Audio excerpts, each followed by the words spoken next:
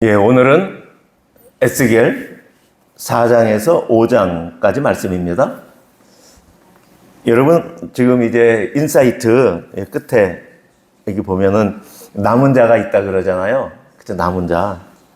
혹시 여러분 이거 읽으실 때 남은 자가 누굴까 한번 생각해 보셨어요? 나일까? 나일까? 한번 생각해 보셨나요? 유대 사회에서 바리새인들은 그랬을 거예요. 나지, 물론. 나야. 나밖에 없지. 하나님이 남겨놓은 자가. 바리새인들, 서기관들, 그 율법사들이 그랬을 텐데. 지금 막 읽으면서 누굴까? 생각을 났습니다. 마태복음 5장에 심령이 가난한 자, 애통한 자, 그렇죠? 온유한 자, 의에 주리고 목마른 자, 화평하게 하는 자, 갈 곳이 없어 세례 요한의 메시지를 들으러 온 광야에 요단강에 모인 그 청중들, 무리들, 예수님이 말씀을 선포했을 때 회개하라 천국이 가까이 왔다라고 말씀을 선포했을 때 맞습니다. 제가 죄인입니다. 제가 하나님께 돌이키고 싶습니다. 나의 심령을 사로잡아 하나님 앞에 돌이키게 해주십시오. 라고 했던 자들이 남은 자가 아닐까. 그렇죠? 예수님 말씀에 의하면 바리새인과 서기관들은 아는 게 분명할 텐데, 그렇죠? 바리새인과 서기관들은 자기 의의가 충만한 사람인데, 내세울 게 있는 사람인데 지금 내 모습이 아닌가. 나는 지금 하나님 앞에 내세울 게 너무 많잖아요. 주일 예배 1년 동안 한 번도 안 빠지고 새벽기도 안 빠지고 헌금 잘 내고 내 의의가 너무 많은데 바리새인의 그 의의, 그것이 내 의의가 아닌가 보며 나는 남은 자가 아니구나 하는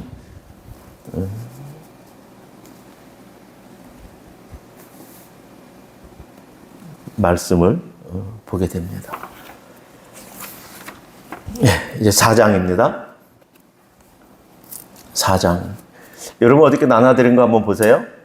여기 보면 이제 4장에 이제 행위 언약이 나오잖아요. 그렇죠? 근데 행위 언약이 이게 지금 다 연결되어 있는 거야. 이 전체가 지금 다 연결되어서 지금 4장, 5장, 6절이 뭐 하나의 그냥 어떤 그 단위로 지금 묶여 있는 듯한 그러한 내용입니다. 7장까지. 그리고 이제 내일 볼 8장부터는 뭐 성경 중에서 성경 전체 중에 가장 끔찍한 장이 어딜까? 물론 이스라엘이 심판받고 예루살렘 성전이 무너지고 북이스라엘이 멸망당할 때도 또 끔찍한 장이지만 그거는 아무것도 아니고 내일 읽을 이제 8장이 성경 중에서 가장 끔찍한 장인데 그 끔찍한 장이 나오기 전에 이스라엘 하나님 나라의 그 백성의 그 실상이 4장, 5장, 6장, 7장이 아닌가 그렇게 크게 보여집니다. 자, 이제 4장 1절에서 3절까지는 제가 여러분 그 어저께 노트에는 박석의 그림이라 그랬는데 조금 더 이게 설명이 부족하고 지금 보면 박석은 얇은 돌이에요. 얇은 돌이 있죠. 그렇죠? 얇은 돌. 거기에 그림이라고 했는데 그 조금 부족하고 그냥 여러분 그 모형 우리가 어디에 가면은 뭐 이렇게 남한산성 그림을 이렇게 해놓고 옛날에 한양 수도를 이렇게 해놓은 거 지금 서울시를 이렇게 만들어 놓은 거 축소 모형으로 해놓은 거 있잖아요. 그거라고 생각하시면 돼요. 자, 그런데 이제 어떤 축소 모형인가라고 보면은 자, 1절 토판을 갈아다가 흙판이요, 흙판, 진흙판으로 쫙 이렇게 까는 거예요. 그러니까 이게 박석이라고 말한 거거든요. 진흙으로 쫙 놓으면 나중에 돌처럼 굳어지잖아요. 토판, 진흙 가져다가 자 이제 평평하게 만들어요. 그리고 거기다 이제 모형을 만들어요. 뭐를 만들어요? 성읍 예루살렘을 그 위에 그리고, 근데 그림을 그렸다기보다는 모형을 만들어서 이렇게 진흙 덩어리로 그 모양을 만드는 거예요. 예루살렘 성을 이렇게. 자, 그래서 2절. 그 성읍을 에워싸는 거예요.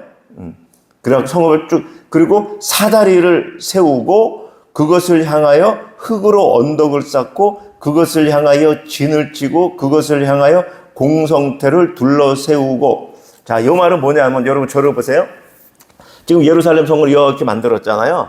성을 만들고 이제 지금 이 판에다가 지금 성을 이렇게 만들어 놓은 거예요. 그런데 이 옆에다가 흙을 또 막 쌓는 거예요. 제가 말씀드렸지만 고대의 전쟁들은 그 성벽을 한나갈 수가 없거든요. 막 5m, 10m 되는 거 기어 올라갈 수가 없잖아요. 이건 뭐 위에서 그냥 뭐 던지면 그냥 안 되는 거거든요. 성을 딱 이렇게. 그러니까 여기 이 반대편 그냥 이 밖에서 흙을 쌓아요. 똑같이 높이를 계속 쌓아요. 전체 메워요. 이거를. 그럼 똑같아지잖아요. 그러면 이렇게 공격하는 거거든요. 그러면서 그걸 지금 쌓으라는 거예요. 흙을 쌓고 공성태는 여기서 이제 가까워지면 여기서 이제 이쪽으로 막 돌 같은 거를 막 이렇게 쏠 수 있는 막 그런 무기, 그 공성태잖아요. 그런 것들을 지금 성읍을 쌓고 그 밖에서 그렇게 해서 지금 그걸 쌓아라. 그 말이 지금 2절이에요. 보세요. 그 성읍을 에워싸되 그것을 향하여 사다리를 세우고 그것을 향하여 흙으로 언덕을 쌓고 그것을 향하여 진을 치고 그것을 향하여 공성태를 둘러싸요. 전쟁한 모습을 그대로 나타낸 거예요. 자, 3절. 그리고 또 철판을 가져다가 너와 성읍 사이에 두고 철판을 삼아 성을 포위하는 것처럼 에워싸라. 그리고 다시 보세요. 저를. 성읍이 있잖아요. 그렇게 막 쌓잖아요. 그리고 이제 너하고 이 사이 전체를 철판으로 둘러싸라는 거예요. 둘러싸라. 왜 그럴까요? 몇 년 후에 이제 이게 지금 바벨론 포로로 여호야긴이 잡혀갔을 때 598년에서 지금 5년째잖아요. 지금 그러니까 593년이잖아요.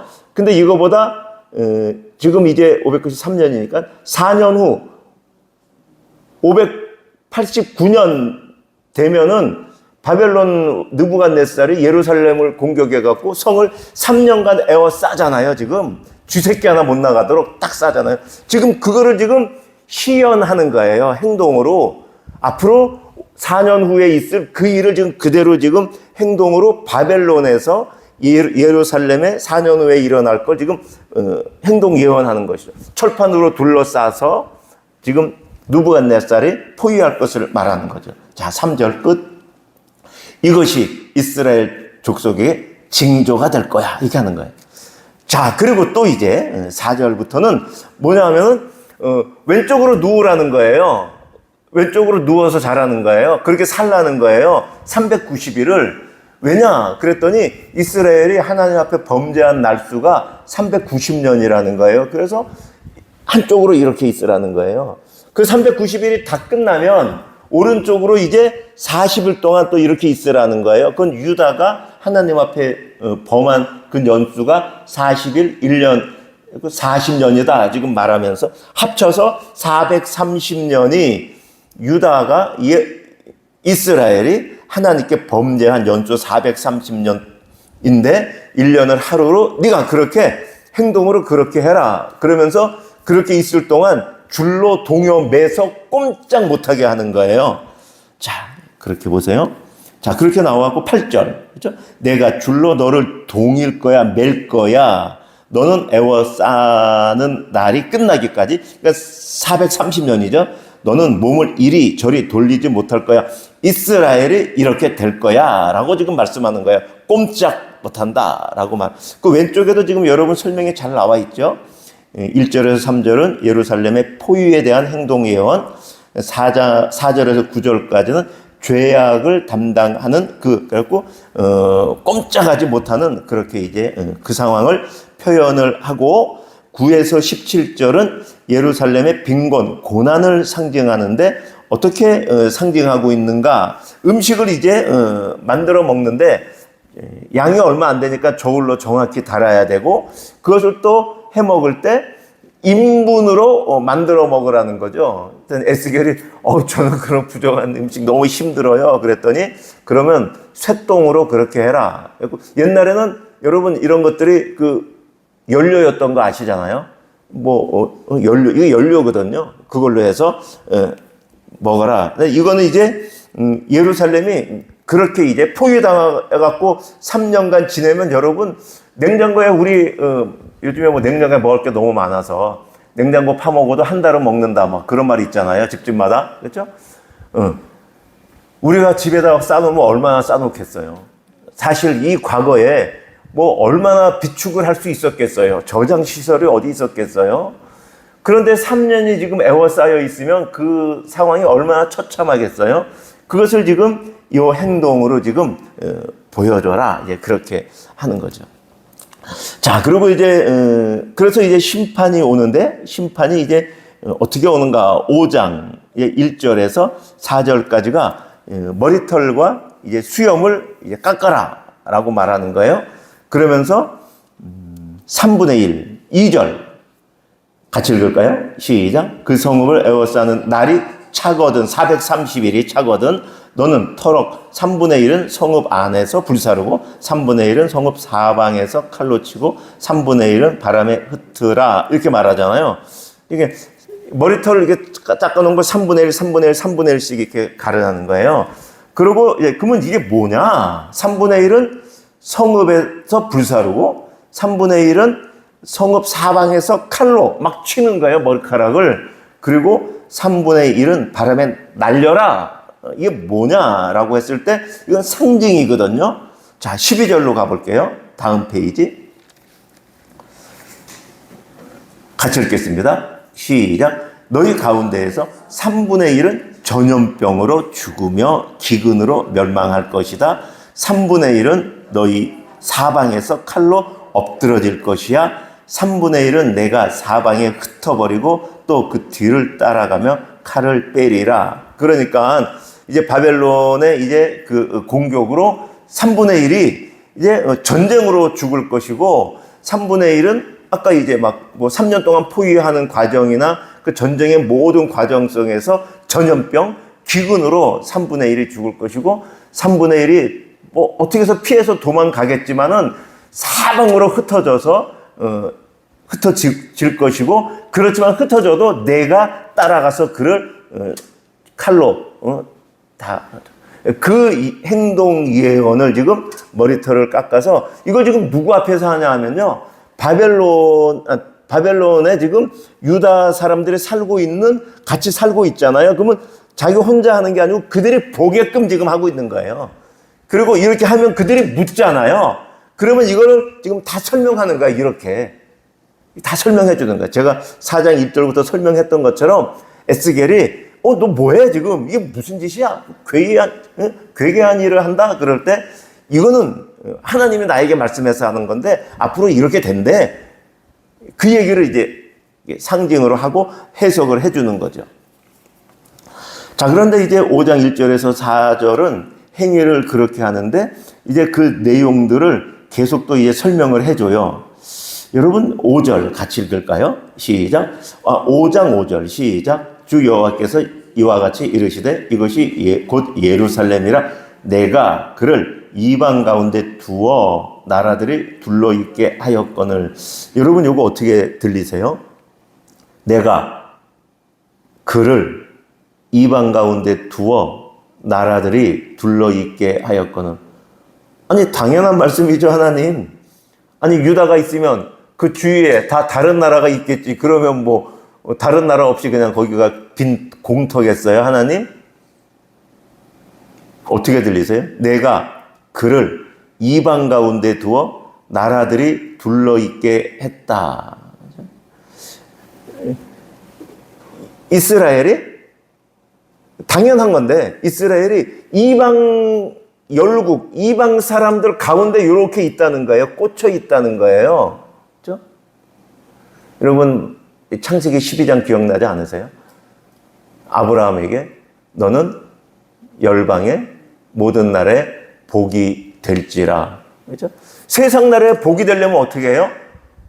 아니 세상 나라 한가운데 있어서, 그렇죠? 그래서 세상 나라들에게 복을 전하기가 얼마나 좋아요. 한가운데 있어야지. 만약에 이스라엘이 한쪽 끝에 있어갖고 주위에 이방 나라들이 아무도 없어 봐요. 어떻게 하나님을 전해요? 하나님의 복을. 그러니 그 가운데 있고 둘러싸여 있잖아요. 하나님이 그렇게 정하신 거예요. 그런데 지금 어떤 현상이 일어나요? 6절.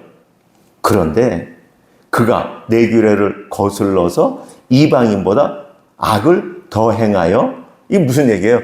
복을 전하라고 했는데 네가 사방에 둘러싸여 그들의 우상을 섬기고 있다. 이게 어찌된 일이냐? 통탄하는 모습이죠. 근데 이거는 가만히 보면 우리의 현실이에요. 여러분 주위에 우리는 지금 세상 가운데 살고 있잖아요. 복음서에 명확히 나와요. 너희는 세상의 빛이다, 세상의 소금이다 라고 말씀하잖아요.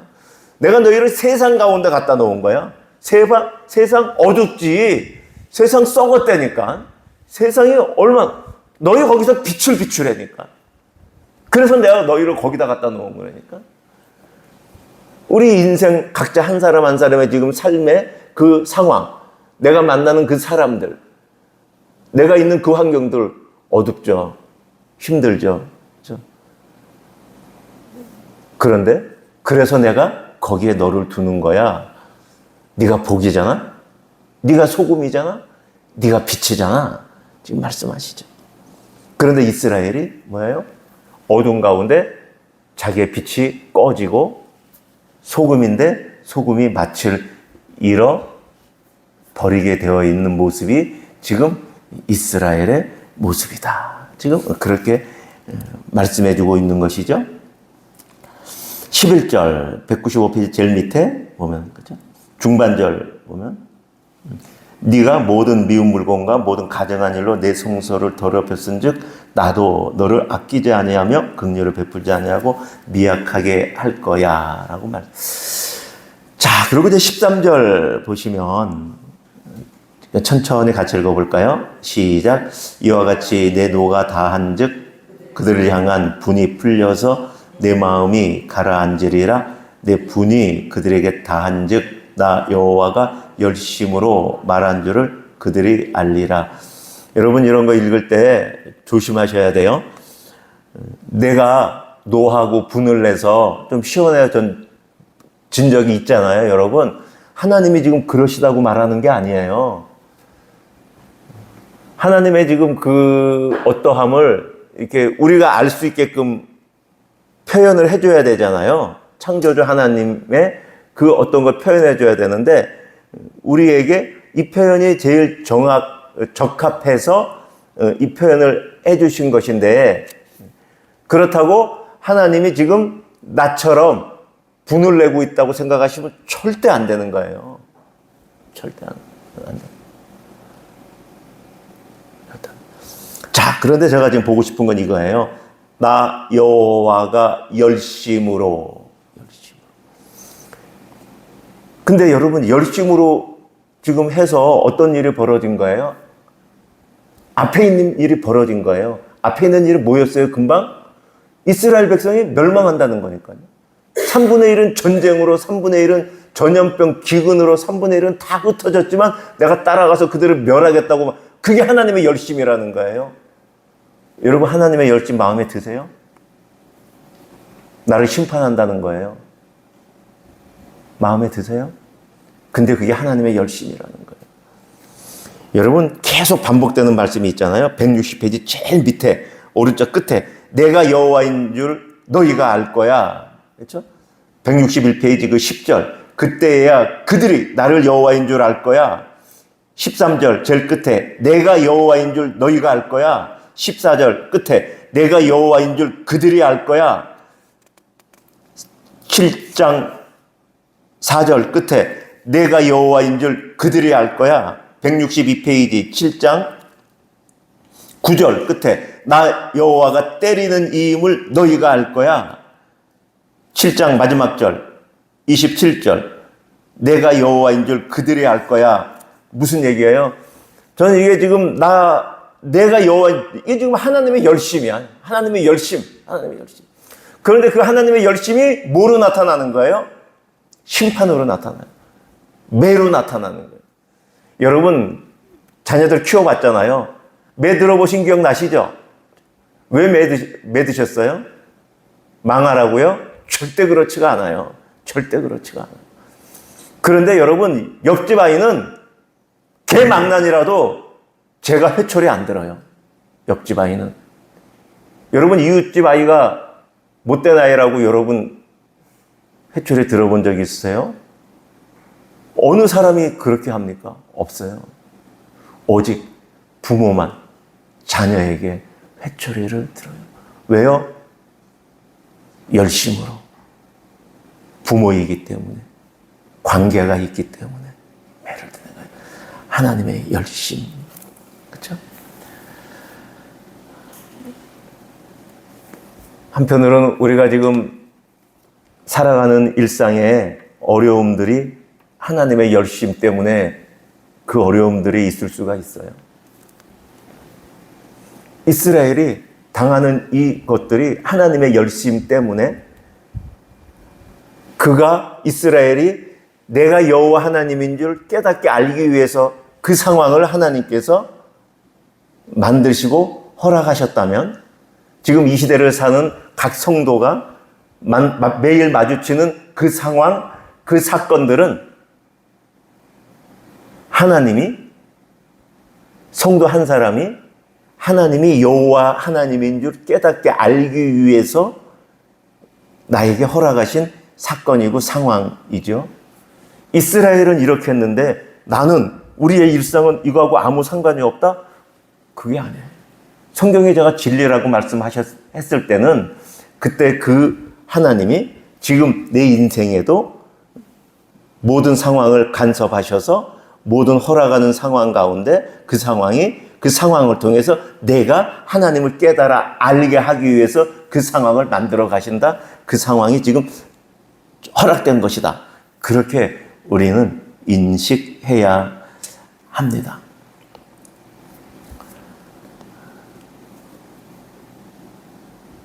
그 내용들, 그래서 하나님이 이스라엘 백성에게 이제 하시는 것이 심판을 이제 하시는데 6장에 보면은 3절 끝에 이들이 지금 우상이 문제잖아요. 그러니까 3절 끝에 내가 칼이 너희에게 임하게 하여 너희 산당을 멸하여, 그렇죠? 그리고 4절 제단을 황폐하고 분향 제단을 깨뜨리고 너희가 죽임을 당할 거고 5절 이스라엘 자손의 시체를 우상 앞에 너희 해골이 제단 사방에, 6절 내가 너희가 거주한 모든 성읍이 사막이 되게 하고 산당이 황폐하게 되게 할 거야. 그렇죠?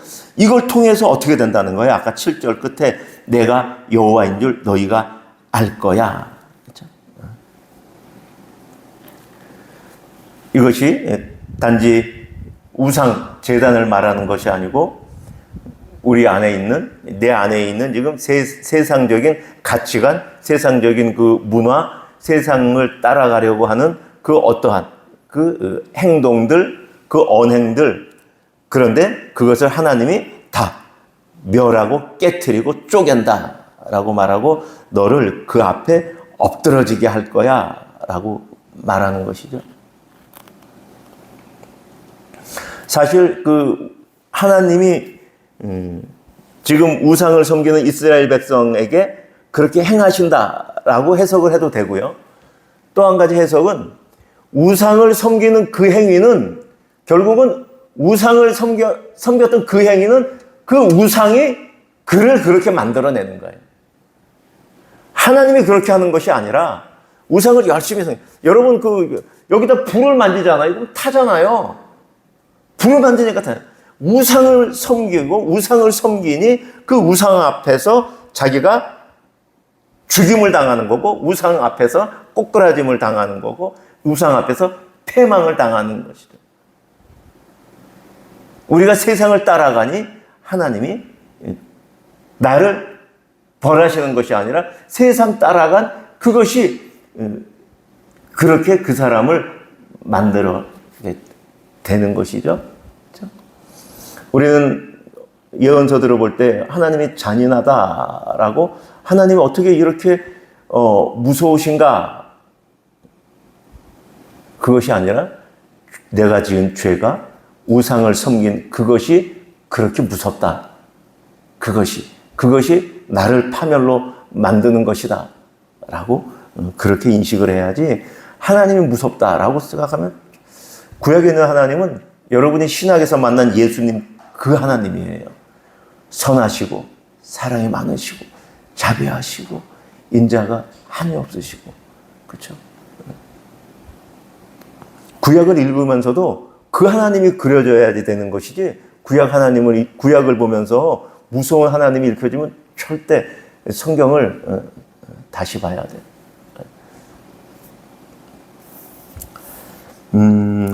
자, 그리고, 자, 그렇게, 이렇게 돼서,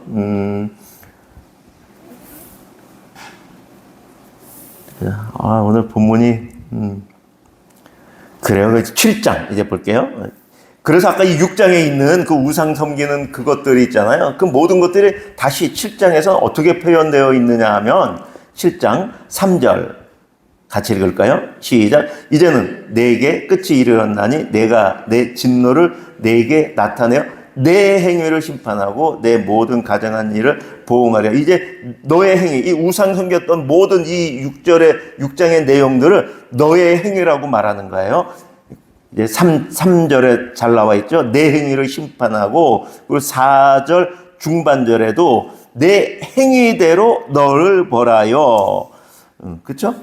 그 다음에 다음 페이지 162페이지 여러분 7장 8절 중반절에 내 행위대로 너를 심판하여 9절 내 행위대로 너를 벌하여. 그리고 7장의 제일 마지막 결론도 이렇게 되어 있죠. 27절 중반절에 내가 그 행위대로 그들에게 갚고 죄악대로 그들을 심판하리니 돌이켜라 라고 말씀하고 있죠.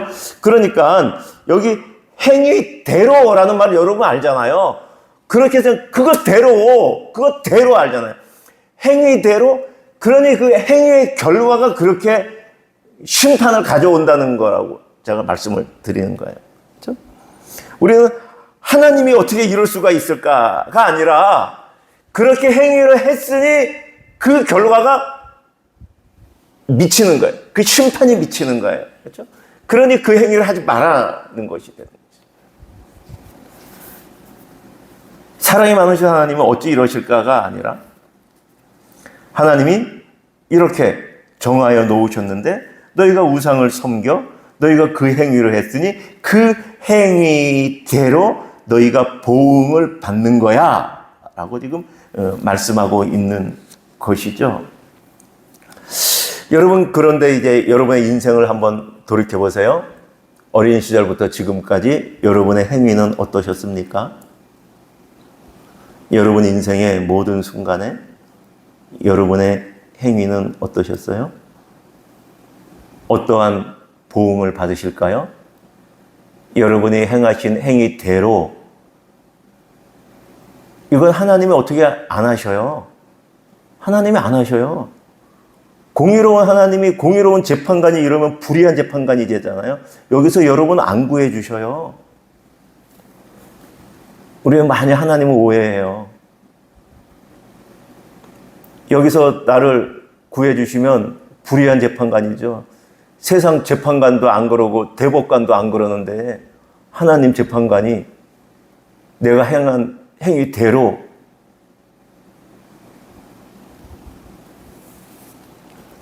그래서 지금 이스라엘이 그 행위대로 심판을 받아 멸망을 당하는데 모든 인생은 그 행위대로 결국 하나님 앞에 심판을 받아 멸망을 당하여 어떤 사람에게도 희망이 없습니다. 소망이 없습니다. 다 멸절될 뿐입니다. 하나님 앞에서. 혹시 여러분 이거 지금 읽으시면서 나는 이러한 파멸에서 제외될 나는 이렇진 않지. 내가 어떻게 이렇게까지 했어? 혹시 그렇게 생각 드셨나요? 바리새인들이 그 생각을 가지고 자기의 의로 살아가는 사람들이었죠. 자기의 의가 있으니까 예수 그리스도가 필요가 없어요. 내 행위대로 하나님이 나를 심판하실 텐데 내가 하나님 앞에 설 수 없어. 내가 이스라엘처럼 오로지 나에게 죽음밖에, 사망밖에, 멸망밖에 없는 내 모습을 보게 될 때 비로소 우리는 예수 그리스도를 만날 수 있습니다. 여기 이스라엘 멸망 앞에서 이스라엘이 나인 줄 깨닫지 못하면은 예수님을 만난 것이 아니고 하나님을 만난 사람이 아니에요. 하나님을 만난 사람, 예수님 만난 사람이 아니에요. 나에게 어떠한 희망도 없는 그것을 깨달아 알아야 비로소 예수님을 소망하게 되고 하나님 밖에 내가 찾을 그 유일한 나의 소망은 하나님 밖에 하나님이 나를 용서해달라는 것이 아니라 그것이 아니라 하나님만 내가 찾을 수밖에 없는데 하나님께서 그래서 내가 너를 위하여 예수 그리스도를 보낸다라는 것이 연결이 됩니다. 19절 163페이지 제일 위에 보겠습니다. 이스라엘 사람들은 그러죠. 19절 같이 시작. 그들이 그 은을 거리에 던지며 그 금을 오물같이 여긴다. 이것이 지금 제가 말씀드린 거예요. 바리새인과 서기관들은 자기가 가지고 있는 은, 자기가 갖고 있는 금, 내가 쌓아놓은 그 내가 여지껏 살아왔던 그 선행들, 내가 했던 그 어떤 그 하나님 앞에 내세울 그 어떤 것이 있다고 생각하는 그것. 그런데 진정으로 어떻게 되는가? 그들이 은을 버리고 금을 오물같이 여기고 내가 갖고 있는 그 어떤 것도 하나님 앞에 내가 내놓을 것이 없습니다. 나는 하나님 앞에 죽었습니다. 하나님 앞에 사라질, 소멸될 그러한 존재입니다. 라고 깨닫게 됐을 때 그러나 바리새인들은 그 19절 중반절에 그들의 금이 능히 그들을 건지지 못하며 능히 그 심령을 족하게 하거나 그 창자를 채우지 못하고 오직 죄악으로 걸림돌이 됩니다. 바리새인들이 끝까지 그 은과 금을 자기의 공로, 자기의 의의를 가지고 근데 어떻게 됐어요? 오직 죄악의 걸림돌이 됩니다. 20절 그들이 화려한 장식으로 말미암아 화려한 장식 뭐예요? 앞에 지금 계속 얘기했던 것. 자기의 내가 조금 베풀었던 그 선행, 그것 갖고 하나님 앞에 나아가려고 하는 그 화려한 장식으로 말미암아. 근데 결국은 뭐예요? 이 모든 것을 표현하는 것, 교만을 품었고, 교만. 구약 성경 전체적으로 나타나는 교만. 교만은 패망의 선봉이라고 말씀하고 있는 것이죠. 20절, 교만을 품었고, 그것으로 가증한 우상, 미운 물건을 만들었다. 그렇죠? 계속 그것을 쥐고 있는 사람들을 말하고 있는 것이죠. 24절, 내가 그렇게 악한 이방인들을 데려와서 그들이 그 집들을 점령하게 하고 강한 자의 교만을 그치게 할 것이다. 라고 합니다. 오늘 말씀을 잘 묵상하시며 내 안에 하나님 앞에 내세우려고 하는 그 어떠한 그것은 하나님 앞에 교만이다 라고 하나님 말씀하시며 그 교만을 하나님이 그치게 하실 것이다 라고 말씀하시는데 교만을 그치게 하는 방법은 이방 나라들을 불러와서 너를 심판하고 멸망하게 하는 것이야. 근데 성경은 그렇게 말합니다. 그것이 내 열심이다. 내가 너를 사랑하기 때문에 그러는 것이야. 돌이키라. 27절 마지막 절 내가 그 행위대로 그들에게 갚고 그 죄악대로 그들을 심판하리니 돌이켜라. 내가 여호와인 줄 그들이 알게 될 것이다. 그렇죠? 출애굽 때부터 하나님이 계속 말씀하시는 것이죠. 너희가 내가 여호와인 줄 알게 될 것이야. 하나님의 이 열심을 오늘도 묵상하며 하나님 앞에서 온전한 또 하나님의 그 은혜를 구하며 살아가는 오늘 한날이 되시기를 축원드립니다.